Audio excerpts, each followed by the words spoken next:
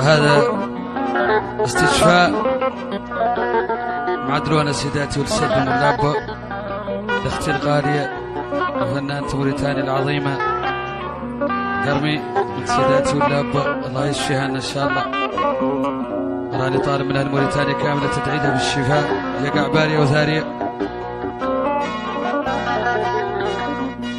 وصحبة الفنان العظيم حمد الدندني، تسجيل جاقة عمر. وهذا راهو